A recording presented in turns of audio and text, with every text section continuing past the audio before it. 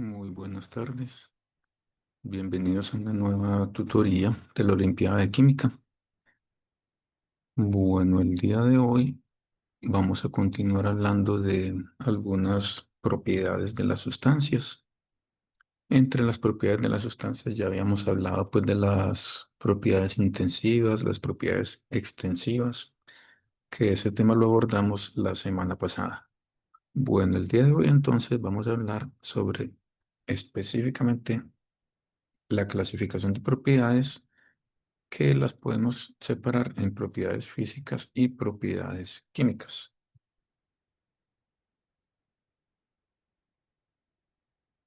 Bueno, entonces, en la clasificación de las propiedades de las sustancias, ya pues la semana pasada habíamos abordado y definimos qué es una propiedad intensiva, vimos algunos ejemplos, cuáles son propiedades extensivas y vimos algunos ejemplos.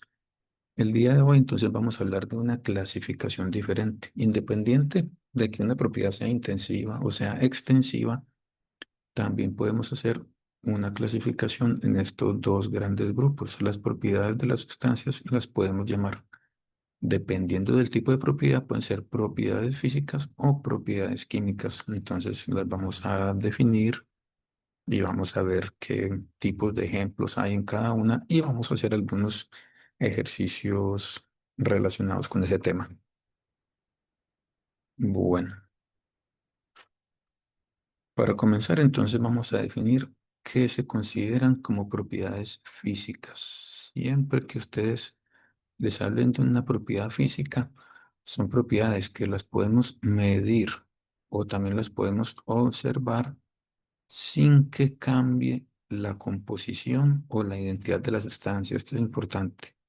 En cualquiera de estas propiedades físicas, no vamos a tener cambios ni en la composición del sistema, ni de la sustancia, ni la identidad de la sustancia. No hay transformaciones de una sustancia en otra.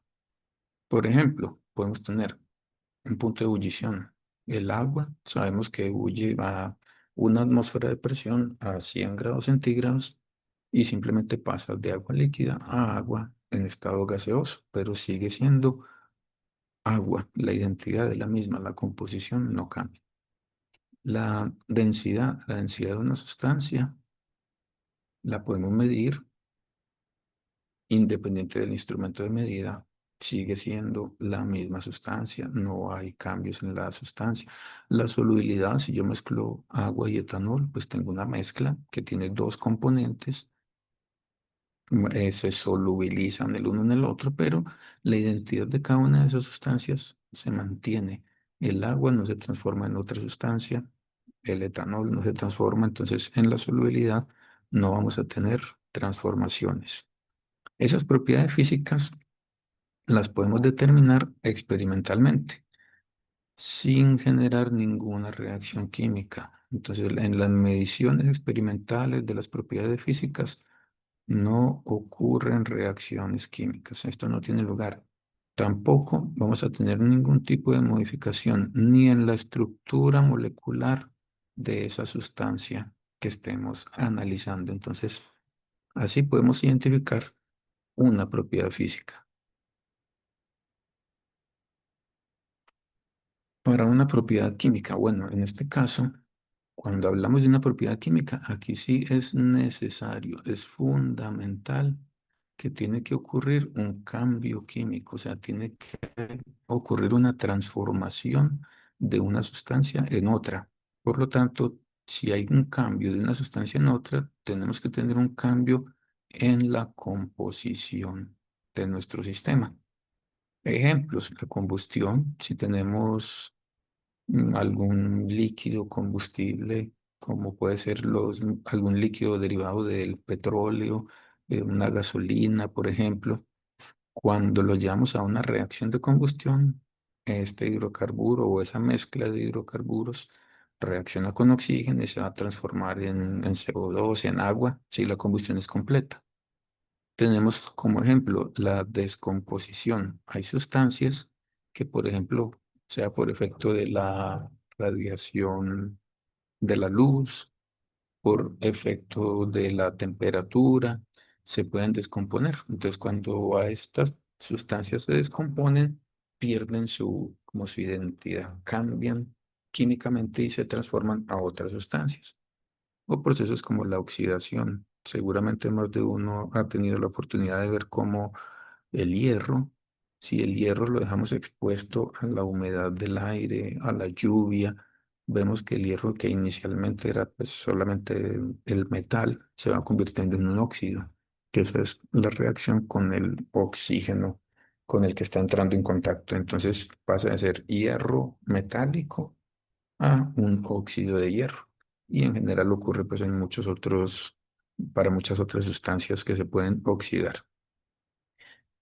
Esas propiedades químicas las podemos determinar, las propiedades químicas, para poderlas determinar, tenemos que hacer ensayos químicos.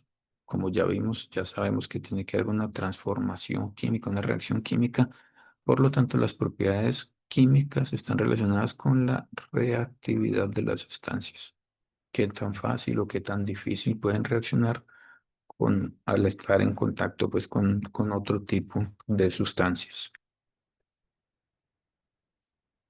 Bueno, luego de definir qué es una propiedad química, qué es una propiedad física, vamos a hacer algunos ejercicios en los cuales vamos a abordar este tipo de propiedades. Por ejemplo, en este ejercicio nos dicen, en las siguientes afirmaciones, clasifique las 6 propiedades que están subrayadas como físicas o como químicas. Por ejemplo, nos dicen, el flúor es un gas amarillo pálido. Aquí subrayado está el color de esa sustancia, el elemento flúor. Al ser un gas amarillo pálido, el color es una propiedad que no implica una transformación de una sustancia en otra. Entonces, ese color amarillo pálido es una propiedad física. Listo. Entonces, ya tenemos ahí clasificado el color y nos dicen que el flúor, además de ser amarillo pálido, nos dicen que reacciona con muchas sustancias. Es un gas muy reactivo. Entonces, si reacciona, si ocurre una reacción, esto quiere decir que aquí estamos hablando de una propiedad química. Listo. Ahora en la siguiente frase nos dice, continuando pues la descripción del elemento flúor, nos dice, en su forma elemental se funde a menos 220 grados centígrados. Recuerden que el proceso para fundir es pasar de estado sólido a estado líquido. Esa temperatura de fusión, que es menos 220 grados centígrados, es un cambio de sólido a líquido, pero continúa siendo el mismo elemento flúor. Por lo tanto, no hay cambio de la composición, no hay cambio de la identidad de la sustancia. Esto es una propiedad física y nos dicen que hierve a menos 188 grados centígrados. La ebullición es el cambio de la fase líquida a fase gaseosa, conservando la misma identidad sin tener transformación de una sustancia en otro. Por lo tanto, aquí también podemos hablar que esta es una propiedad física, tanto el cambio de sólido a líquido como el cambio de líquido a gas. Luego nos dicen que los metales finamente divididos arden en flúor con una llama brillante. Entonces, si tenemos que el metal cuando está en contacto con el flúor genera una llama brillante, eso quiere decir que ahí está ocurriendo una transformación, hay una reacción que está ocurriendo. Por lo tanto, esto es una propiedad química. Y por último nos dicen que al mezclar flúor con hidrógeno se produce fluoruro de hidrógeno. Entonces, si mezclo estas dos sustancias, el flúor lo mezclo con hidrógeno y se forma una nueva sustancia que es el fluoruro de hidrógeno, esta también va a ser una propiedad química porque estamos teniendo una reacción, una sustancia que se transforma en una nueva sustancia. Bueno, vamos a continuar con el siguiente ejercicio.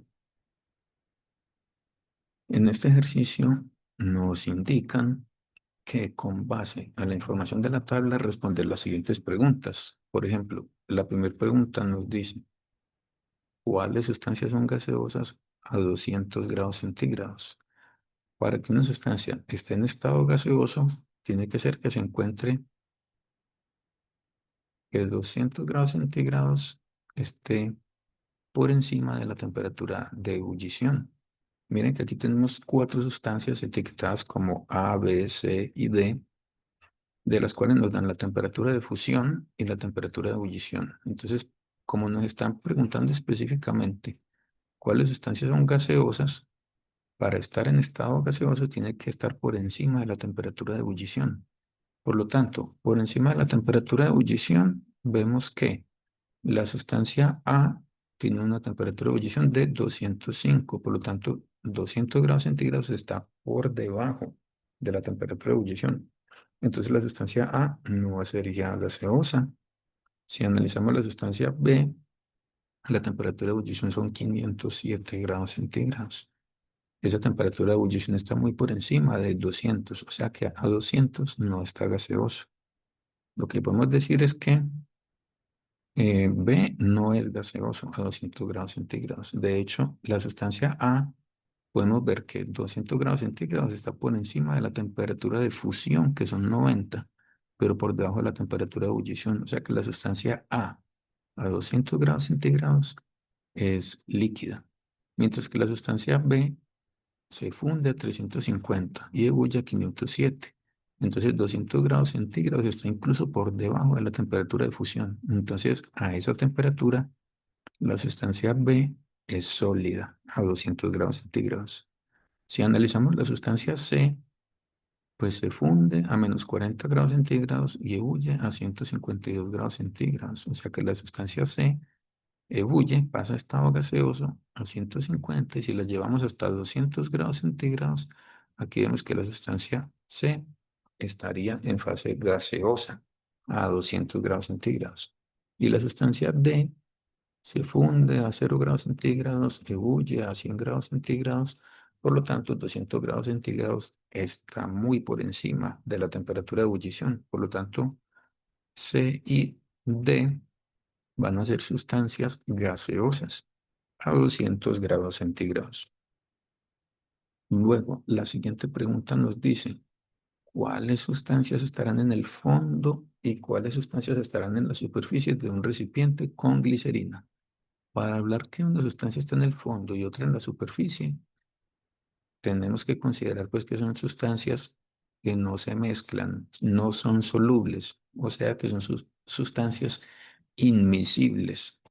Si tenemos que la densidad de la glicerina es 1,26 gramos por centímetro cúbico, para poder saber en una mezcla o en un recipiente donde tenemos dos sustancias inmiscibles, vamos a tener dos fases y la fase que está en el fondo va a ser la que tenga la mayor densidad y en la superficie va a ser la que tenga la menor densidad. Entonces la densidad de la sustancia A sería, si ponemos por acá la densidad, la llamamos D minúscula. Para la sustancia A podemos decir va a ser la masa dividido el volumen. Densidad, sabemos, si le pongo por aquí arriba, densidad D minúscula es masa sobre volumen, por lo general en unidades de gramos por mililitro o gramos por centímetro cúbico. Entonces aquí tenemos la masa en gramos, el volumen en mililitros, 12,5 gramos dividido 10 mililitros nos va a dar una densidad de 1,25 gramos por mililitro, gramos sobre mililitro, la sustancia A. La sustancia B, tenemos la masa son 10,4 gramos, el volumen son de nuevo 10 mililitros, entonces 10,4 dividido 10 nos da 1,04 gramos por mililitro o gramos por centímetro cúbico. Recordemos que un mililitro es lo mismo que un centímetro cúbico. Luego tenemos la sustancia C, tiene una masa de 8,4 y un volumen de 10 mililitros. Entonces 8,4 dividido 10 nos da 0,84 gramos por mililitro. Y la última sustancia, la sustancia D, 9,9 gramos dividido 10 mililitros nos da 0,99 gramos por mililitro. Entonces, si estas sustancias A, B, C y D, si cada una la adicionamos en recipientes diferentes y cada recipiente contiene glicerina, lo que podemos ver es que la glicerina tiene una densidad de 1,26 gramos por centímetro cúbico. Esa densidad está por encima de 1,25, por encima de 1,04, por encima de 0,84 y por encima de 0,99. O sea que la glicerina es más densa que cualquiera de las sustancias. Entonces lo que podemos ver es que todas las sustancias, tanto A, B, C como D, todas esas van a estar en la superficie, porque la glicerina, al ser de mayor densidad, la glicerina es la que va a estar en el fondo del recipiente. Bueno, ahora vamos a continuar con el siguiente ejercicio. Listo, acá nos dicen en el enunciado, nos dicen con la ayuda de la tabla de densidades, la tabla que aparece al final, nos dicen identificar el tipo de sustancia que está presente en cada uno de los siguientes casos. Bueno, en el ejercicio anterior recuerden que analizamos temperaturas de fusión, temperaturas de ebullición y analizamos densidades. Todas esas son propiedades físicas. Ahí no hay transformación de una sustancia en otra. Acá, de nuevo, nos están hablando de densidades, que también es una propiedad física, no implica una reacción de una sustancia en otra. Listo, entonces tenemos que identificar cuál es la sustancia que está presente en cada caso. Entonces, en la parte A nos dicen un sólido de 15,8 gramos de masa y un volumen de 2,0 centímetros cúbicos. Entonces, si dividimos 15,8, lo dividimos entre 2, o sea, la masa dividida entre el volumen, eso nos da 7,9. Por lo tanto, vamos a tener que acá la densidad, llamándola como D minúscula, va a ser 7,9 gramos sobre centímetro cúbico. Por lo tanto, en la opción A, que es un sólido, si miramos la tabla de abajo, de los diferentes sólidos, el sólido que tiene una densidad de 7,9 gramos por centímetro cúbico es el hierro. Entonces, con la densidad podemos identificar que ese sólido corresponde al hierro. En la opción B, nos dicen que tenemos un sólido de 5 gramos de masa en un volumen de 20 centímetros cúbicos. Por lo tanto, si calculamos esa densidad con 5 gramos dividido entre 20 centímetros cúbicos, que es el volumen, nos da una densidad de 0,25 gramos por centímetro cúbico. Y es un sólido también. El sólido que tiene esa densidad, que es relativamente baja para un sólido, como vemos en la tabla, el que tiene una densidad de 0,25 es el corcho. Si estos sólidos los llevamos a un recipiente con agua, lo que podríamos ver es que el hierro, la densidad del agua es aproximadamente muy cercano a 1 gramo por centímetro cúbico. Entonces, si yo adiciono un pedazo de hierro a un recipiente con agua, el hierro se va para el fondo, que es mucho más denso. El corcho va a quedar en la superficie, va a quedar flotando en la superficie del agua porque es menos denso que el agua. Listo, ahora miremos. La opción C nos dice, tenemos un beaker de 100 centímetros cúbicos que tiene un líquido cuya masa es 100,5 gramos.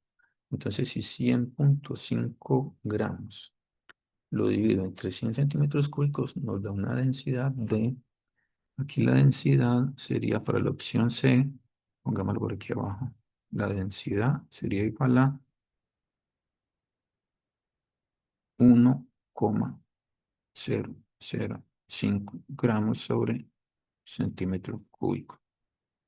Entonces, ese líquido, si analizamos la tabla de líquidos, donde vemos una densidad de 1,005, es en el suero fisiológico. este suelo fisiológico es el que corresponde a esa densidad. Entonces, bueno, ya vimos que en la parte A teníamos hierro, esta era la sustancia de la parte A, el corcho era el de la parte para la sustancia B, en la sustancia para ah, la parte C, vimos que era el suero fisiológico, esto va a ser la C, y la opción D, que nos dice, tenemos un envase de 20 litros y una masa de 28 gramos. Pues 20 litros, para poderlo comparar con las densidades que nos da la tabla, lo tenemos que convertir a centímetros cúbicos. 20 litros, ya tenemos. El volumen es igual a 20 litros. Lo multiplico por el factor de conversión, donde tenemos en el denominador un litro que tiene 1000 centímetros cúbicos. Por lo tanto, ese volumen va a ser igual, cancelando litros, va a ser 20.000 centímetros cúbicos. Por lo tanto, dividimos 28 gramos entre 20.000 centímetros cúbicos, nos da una densidad de 0,0014. En este caso, la densidad de ese gas es 0,0014. Los gases tienen densidades muy bajas, todos. De los diferentes gases que vemos acá, pues el aire tiene una densidad muy cercana a 0,0014, pero al final el oxígeno es el que tiene una densidad igual a 0,0014. Entonces, esta sería la respuesta para la opción D. Entonces, de esa forma podemos, a partir de la información de las masas y los volúmenes, que nos permite calcular las densidades, identificar según la tabla que tenemos o que nos dan en el ejercicio, podemos identificar cuál es la sustancia que tenemos en cada caso. Bueno, vamos a pasar al siguiente ejercicio. Listo, en este ejercicio nos dicen de las afirmaciones siguientes, diga cuál es la correcta. Tenemos 4 afirmaciones, tenemos que analizarlas, a ver cuál, cuál es la correcta, por lo tanto debemos tener 3 afirmaciones incorrectas. Miremos primero la opción A. ¿Qué nos dice la opción A? Nos dice, un sistema con 2 componentes líquidos debe ser homogéneo. Aquí hay que tener cuidado por el uso de esta palabra. Aquí nos dicen, 2 líquidos debe ser homogéneo. Eso sería verdad si los líquidos son totalmente solubles o totalmente miscibles en cualquier proporción. Pero hay algunos líquidos que no son solubles. Si tenemos un sistema que tiene 2 líquidos que son agua y aceite, el agua y el aceite no son solubles, no son miscibles, entonces no puede ser homogéneo, porque en homogéneo, un sistema homogéneo tiene que tener, todo el sistema tiene que ser una sola fase y la composición en cualquier punto de todo el sistema tiene que ser la misma. Mientras que 2 líquidos, si no son miscibles, van a generar 2 fases de composición diferente. Entonces, esta afirmación es incorrecta. Miremos la afirmación B. La afirmación B nos dice, un sistema con varios componentes diferentes debe ser heterogéneo. Entonces, mire que aquí aparece nuevamente esta palabra debe. Listo, entonces, si tengo un sistema que tiene varios componentes, para que sea heterogéneo, tendría que ser que esos componentes no son solubles. Pero si yo tengo varios componentes, un sistema, por ejemplo, formado con agua, con etanol, con metanol, que son totalmente solubles, entonces, si son totalmente solubles, a pesar de ser varios componentes, puede ser homogéneo. Entonces, esta afirmación también es incorrecta. Luego vamos a mirar entonces qué nos dice la afirmación C.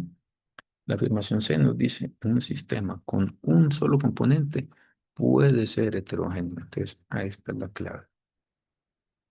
En las frases anteriores nos decían debe. Esta dice puede. Entonces, si yo tengo un solo componente, imaginémonos, el componente es agua, un componente pues con el que estamos muy familiarizados.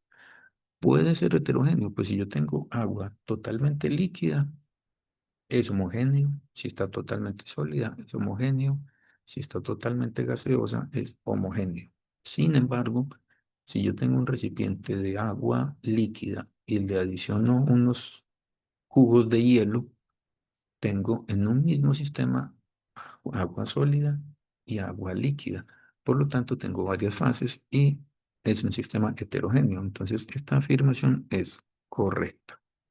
La última afirmación por lo tanto, pues si ya encontramos la correcta, esta debería ser incorrecta, nos dice, el agua está formada por moléculas de oxígeno y de hidrógeno. Aquí el error está es en decir moléculas, o sea, el agua es una molécula que contiene elementos o átomos de oxígeno y átomos de hidrógeno. Entonces, esta afirmación, pues, como ya lo esperábamos, es incorrecta. Vamos a pasar al siguiente ejercicio.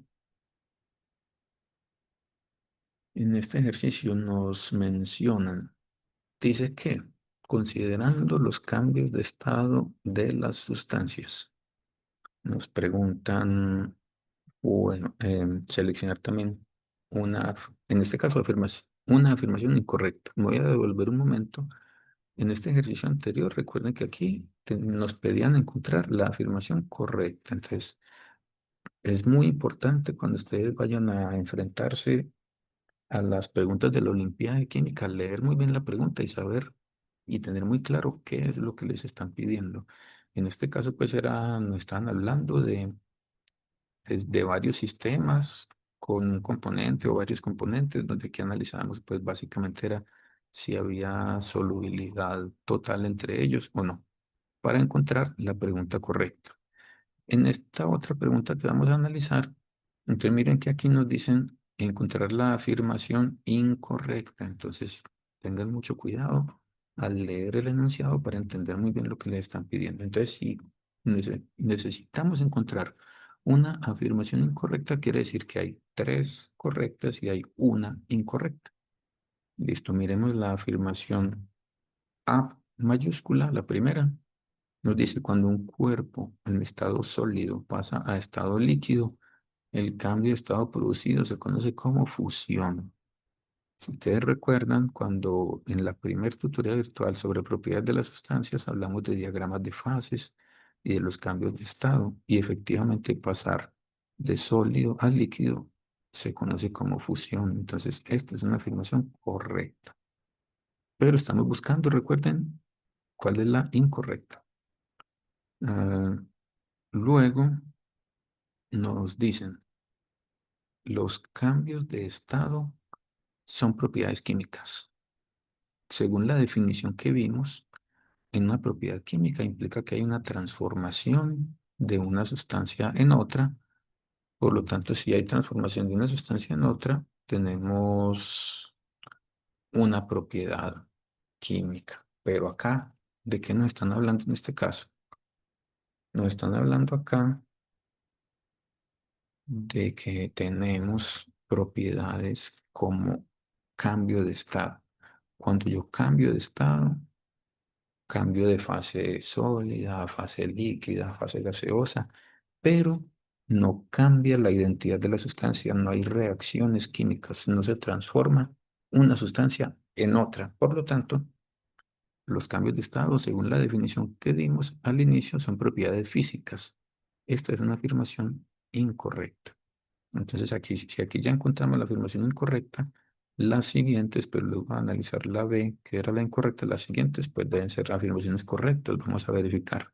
La opción C dice, condensación es el cambio de estado en el cual una especie en estado de vapor pasa a estado líquido. Efectivamente, cuando yo tengo un vapor que se convierte en un líquido, se está condensando.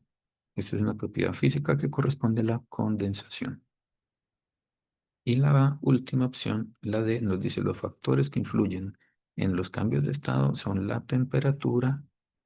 Efectivamente, pues un sólido, si yo lo caliento en algún punto, se funde. Por ejemplo, el agua sólida Si la tengo a -5 grados centígrados, si la voy calentando a 0 grados centígrados se funde, y si la sigo calentando a 100 grados centígrados pasa a fase gaseosa.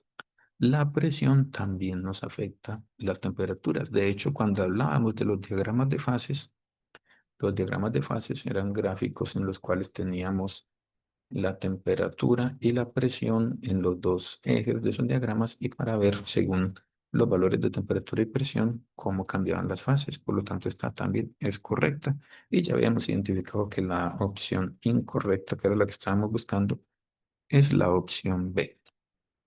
Vamos ahora entonces a pasar al siguiente ejercicio. Bueno, en este ejercicio nos hablan de la viscosidad. La viscosidad es una propiedad física de los líquidos y también de los gases, pues básicamente de los fluidos. Entonces nos dicen, la viscosidad de un líquido se puede obtener midiendo el tiempo que tarda una esfera de acero en recorrer una distancia constante a través del líquido. Esto básicamente, como se muestra aquí en el diagrama, es la caída de una esfera a través del líquido por efecto de la gravedad. Luego nos dicen, teniendo en cuenta que la viscosidad, esta es la definición, la viscosidad es la resistencia de un fluido a desplazarse. Nos preguntan, diga qué se espera al aumentar la temperatura del líquido. Nos dicen que la viscosidad no cambia, aumenta, disminuye o no se puede medir la viscosidad. Si yo tengo esa definición que me dan de viscosidad, que es la resistencia de un fluido a desplazarse, esa resistencia de un fluido a desplazarse es una propiedad de las interacciones intermoleculares de ese líquido que tengo.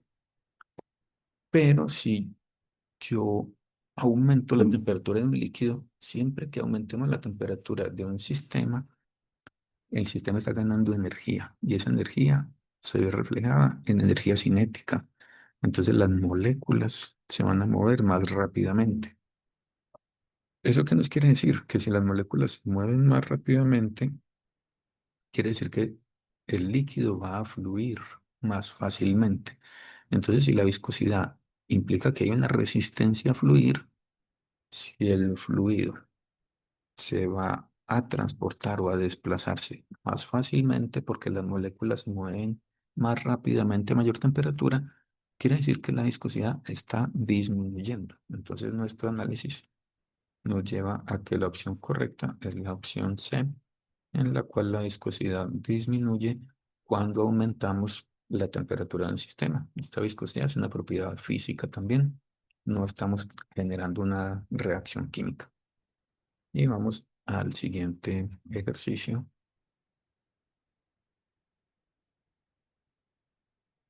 En este ejercicio nos dicen, el enunciado dice que se preparó una mezcla a 20 grados centígrados. Entonces tenemos, primer dato, una mezcla a 20 grados centígrados. Y nos dicen, se utilizaron 10,0 gramos de agua. Luego nos dicen 6,0 gramos de nitrato de potasio. Y por último, 2,0 gramos de cloruro de sodio. Entonces esos son los datos que nos dan. Nos dicen, luego se aumentó la temperatura hasta 50 grados centígrados. Si aumentamos la temperatura a 50, esto va a afectar pues nuestro sistema. Y nos dicen, con base en el gráfico, lo más probable que ocurra es que hay cuatro opciones. La opción A, se solubiliza solamente el nitrato de potasio. La B, se solubiliza tanto cloruro de sodio como nitrato de potasio. C, se solubiliza solamente cloruro de sodio. Y la opción D, no se solubiliza ninguno de los solutos. Vamos a ver entonces qué nos dice el diagrama. Primero vamos a mirar qué pasa a esa temperatura inicial en la que se preparó la mezcla, que fue una temperatura de 20 grados centígrados. A 20 grados centígrados, según la escala del eje X, estamos por acá.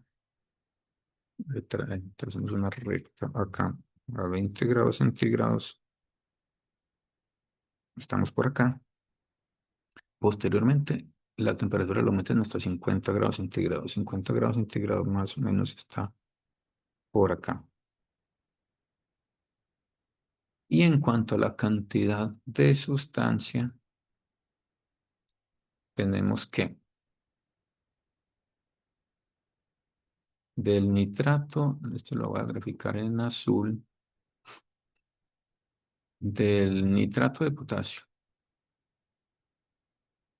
Ese nitrato de potasio tenemos 6,0 gramos. Entonces, la curva que hay en este gráfico para el nitrato de potasio nos dice que qué tan soluble es esa sustancia en 100 gramos de agua. Entonces, a 20 grados centígrados estamos por acá.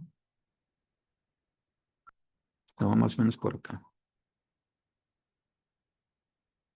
En cuanto a solubilidad, estamos como más o menos analizando el eje. Podemos tener del orden de unos cerca de 40, cerca de 40 gramos de soluto por cada 100 gramos de agua. Y, y para el cloruro de sodio también, porque a 20 grados centígrados más o menos son casi iguales la solubilidad del cloruro de sodio y del nitrato de potasio en agua. Mientras que a 50 grados centígrados sí tenemos unas diferencias. Vamos, voy a poner esto en un color diferente. Para el nitrato de potasio, si ustedes ven acá, a 50 grados centígrados, más o menos la solubilidad con esta línea verde está un poco por encima de 100 gramos de soluto, ligeramente por encima de 100 gramos de soluto para 100 gramos de agua. Y el cloruro de sodio estaría, se lo voy a poner en un color diferente, lo voy a poner en un color naranjado. Para el cloruro de sodio estaríamos por acá, más o menos. El cloruro de sodio tiene un pequeño incremento en la solubilidad con la temperatura, mientras que el nitrato de potasio tiene un incremento mucho mayor con la temperatura. Bueno, entonces, luego de analizar esa información en el gráfico, podemos entonces ya revisar qué es lo que ocurre en ese sistema. Inicialmente, a 20 grados centígrados, si yo tengo en 10 gramos de agua, si tengo 6 gramos de nitrato de potasio, entonces si yo convierto eso, recuerden que la solubilidad está definida por 100 gramos de agua. Entonces, si en 10 gramos de agua se solubilizan 6 gramos de nitrato de potasio, ¿eso qué nos quiere decir? Resulta que esos 6 gramos es lo máximo, bueno, perdón, es lo que le estamos adicionando a 10 gramos de agua. Si tuviéramos 10 veces más cantidad de agua, o sea, 100 gramos de agua, el equivalente en concentración sería tener 60 gramos de nitrato de potasio.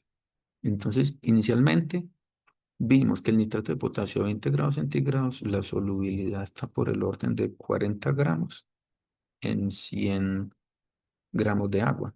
Por lo tanto, a 20 grados centígrados, el nitrato de potasio no está totalmente solubilizado.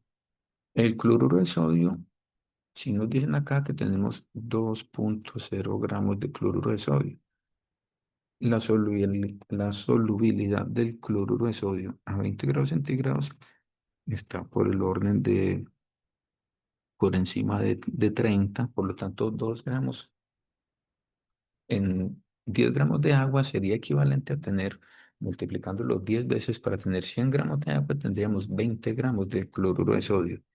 20 gramos de cloruro de sodio está por debajo de 30 y a 20 grados centígrados la solubilidad está casi del orden de 40 gramos en 100 gramos de agua. Por lo tanto, para 100 gramos de agua serían 20 gramos de cloruro de sodio, por lo tanto sí estaría solubilizado. Entonces, a 20 grados centígrados tenemos el cloruro de sodio está totalmente solubilizado, pero el nitrato de potasio tiene una parte que se solubiliza y el resto está en fase sólida. Entonces, miremos qué pasa al aumentar la temperatura hasta 50 grados centígrados. Si yo subo A 50 grados centígrados, miremos en el gráfico.